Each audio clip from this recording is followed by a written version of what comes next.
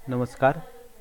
पहिल्या व्हिडिओमध्ये आपण अरिस्टॉटलने जे विधानांचं वर्गीकरण केलेलं आहे, तर 4 घटकांच्या आधारे त्याने विधानांचं वर्गीकरण केलेलं आहे असं आपण बघितलं. त्यातला पहिला घटक संबंध तत्वानुसार आपण बघितलेला आहे. तर संबंध तत्वानुसार वर्गीकरण करत असताना त्यानं विधानाचं 2 प्रकार सांगितले. एक निरुपाधिक विधान आणि दुसरं सोपाधिक विधान. आणि त्या सोपाधिक विधानामध्ये पुन्हा 2 प्रकार पडतात. एक सापेक्ष विधान आणि दुसरं किंवा विधान. आज आपण अरिस्टॉटलनं जे वर्गीकरण 4 घटकांच्या आधारे केलेलं आहे, त्यातला दुसरा घटक बघणार आहोत, गुण तत्वानुसार वर्गीकरण. आता गुण तत्वानुसार वर्गीकरण जे आहे, तर ह्याच्यामध्ये गुण याचा अर्थ काय? तर विधानाचा गुण म्हणजे विधानातील होकारार्थी किंवा नकारार्थी संबंध. म्हणजे उद्देश आणि विधेय यातले संबंध होकारार्थी आहेत की नकारार्थी आहेत, यावरून अरिस्टॉटलने विधानाचे 2 प्रकार सांगितले. पहिला प्रकार जो आहे अस्तिवाची विधाने. अस्तिवाची विधाने म्हणजे काय? तर होकारार्थी विधाने. म्हणजे उद्देश आणि विधेय यांच्यामध्ये होकारार्थी संबंध आहे.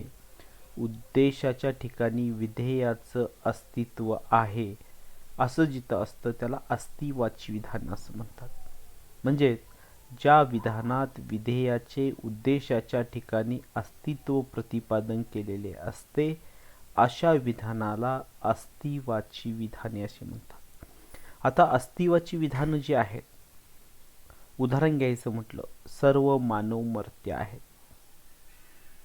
सर्व फुले सुंदर आहेत, सर्व खेळाडू खिलाडूवृत्तीचे आहेत,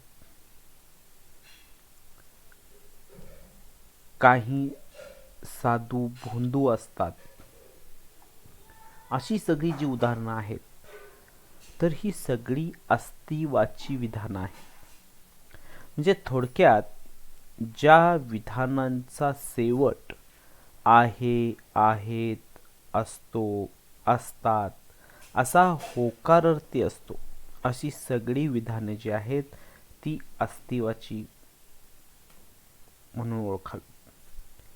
त्यानंतर गुणतत्वानुसार वर्गीकरण करत असताना दुसरा विधानाचा प्रकार जो सांगितलेला आहे तो नास्तिवाची विधाने. आता नास्तिवाची विधान याचा अर्थ काय? तर ज्या विधानात उद्देश व विधेय यांच्यातील नकारार्थी संबंध स्पष्ट केलेला असतो त्याला नास्तिवाची विधाने असे म्हणतात. म्हणजे जी नकारार्थी विधान असतात किंवा उद्देशाच्या ठिकाणी विधेयाचं अस्तित्व नाकारलेलं असतं, अशी सगळी विधानं जी आहेत त्याला नास्तिवाची विधान असं म्हटलं जातं. उदाहरणार्थ, तो माणूस प्रामाणिक नाही. या ठिकाणी माणूस हा शब्द उद्देश आहे आणि प्रामाणिक हा शब्द विधेय आहे. म्हणजे माणसाच्या ठिकाणी प्रामाणिकपणा नाही हे संयोजकावरून लक्षात नाही, म्हणजे नाही वरून तो प्रामाणिकपणा माणसाच्या ठिकाणी नाही हे स्पष्ट होतं.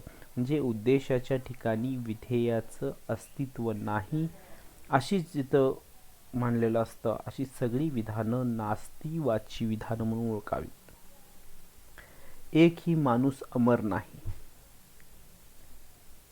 एकही प्राणी हाडे विरहित नाही. ही सगळी विधानं जी आहेत, काही राजकारणी प्रामाणिक असतात, काही राजकारणी प्रामाणिक नसतात. ही अशी सगळी नाही नकारार्थी विधानं जी आहेत ती नास्तिवाची विधाने होत. थोडक्यात या विधानांचा शेवट नाही, नसतो, नाहीत, नसतात असा नकारार्थी असतो. ज्या विधानाच्या शेवटी असे नकारार्थी शब्द येतात अशी सगळी विधाने नास्तिवाची म्हणून ओळखावी. म्हणजे यामध्ये गुणतत्व, गुण याचा अर्थ उद्देश आणि विधेय यातला संबंध होकारार्थी आहे की नकारार्थी आहे, यावरून विधानाचे अरिस्टॉटलने 2 प्रकार सांगितले आहेत.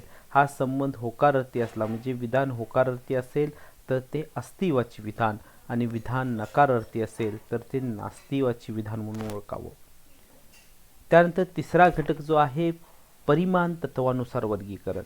परिमाण परिमाण याचा अर्थ संख्या, की कोणत्याही विधानाला दोन प्रकारची परिमाण असतात आणि त्यानुसार विधानांचे दोन प्रकार पडतात. आता परिमाण संख्या म्हणजे ते विधान सर्वांच्या बाबतीत आहे की काहींच्या बाबतीत आहे, यावरून त्या विधानाचे दोन प्रकारे वर्गीकरण केलं जातं. पहिला विधान आहे सर्ववाची विधान, त्याला युनिव्हर्सल विधान असं म्हटलं जातं. आता सर्ववाची विधान कुणाला म्हणायचं? ज्या विधानात विधेय हे उद्देशाच्या सर्व विस्ताराला लागू असते त्याला सर्ववाची विधान असं म्हटलं जातं. म्हणजे विधेय हे जे आहे ते उद्देशाच्या सर्व भागाला लागू झालं पाहिजे, त्याच्या सर्व विस्ताराला, त्या पूर्ण जातीला, समूहाला लागू असलं पाहिजे, त्याला सर्ववाची विधान असं म्हटलं जातं. उदाहरणार्थ, सर्व व्यापारी श्रीमंत आहेत, म्हणजे श्रीमंत हे जे विधेय आहे ते व्यापाऱ्याच्या सर्व वर्गाला लागू आहे. सर्व व्यापारी हे जे आहेत हे सगळे श्रीमंत आहेत, म्हणजे सगळ्यांच्या बाबतीत हे विधान लागू आहे, सर्व व्यापाऱ्यांच्या बाबतीत हे विधान लागू आहे. म्हणून अशी विधानं जी आहेत म्हणजे जी सगळ्यांच्या बाबतीत लागू होतात किंवा होत नाहीत, अशी सगळी विधानं जी आहेत ही सर्ववाची विधानं म्हणून ओळखायची. म्हणजे एक ही सीने तर का गरीब नाही. म्हणजे थोडक्यात ही विधानं ओळखायची असतील तर ह्या विधानांची सुरुवात सर्व, प्रत्येक, एक ही याच शब्दाने होते. आपल्याला सर्ववाची विधान ओळखायचं असेल तर ज्या विधानाची सुरुवात सर्व, प्रत्येक, एक ही अशा शब्दाने होते ती सगळी विधानं जी असतात ती सर्ववाची विधान असतात. दुसरा प्रकार जो आहे तो अंशवाची विधान किंवा विशेषवाची विधान म्हणून ओळखले जातात. आता अंशवाची विधान कुणाला म्हणायचं? तर काही भागाला ती विधानं लागू होत असतात किंवा लागू होत नसतात. म्हणजे ज्या विधानातील विधेय हे उद्देशाच्या फक्त काही विस्ताराचा निर्देश करत असेल तर त्या विधानास अंशवाची विधान असं म्हणतात. म्हणजे काही साधू भोंदू असतात, सगळेच असतात का? नाही, काही त्यातले काही साधू जे आहे, साधू ही जमात जी आहे, समूह जे आहे, त्यातल्या काही साधूंना भोंदू हा विधेय, हा गुणविशेष लागू होत असतो. किंवा काही राजकारणी प्रामाणिक नसतात, सगळे जे राजकारणी आहेत त्यांच्या बाबतीत नाही, त्यातल्या काही राजकारणी हे प्रामाणिक नाहीत. म्हणजे उद्देश जे आहे, उद्देशाचे विधेयाच्या काही भागाला, विधेय हे उद्देशाच्या काही विस्ताराला लागू पडत असतं किंवा पडत नसतं, अशा विधानाला अंशवाची विधानं असं म्हटलं जातं. ही विधानं ओळखायची कशी? तर यामध्ये विधानाची सुरुवात काही या एकाच शब्दाने होत असते, अशा विधानांना आपण अंशवाची किंवा विशेषवाची विधानं म्हणून ओळखतो. म्हणजे यामध्ये परिमाण तत्व, परिमाण याचा अर्थ संख्या, या संख्येच्या आधारे विधानाचे दोन प्रकार पडतात. एक सर्ववाची, जी विधानं सर्वांच्या बाबतीत लागू होतात किंवा होत नाहीत अशी विधानं, म्हणजे थोडक्यात ज्या विधानांची सुरुवात सर्व, प्रत्येक, एक ही याच शब्दाने होते अशी विधानं म्हणजे सर्ववाची विधानं.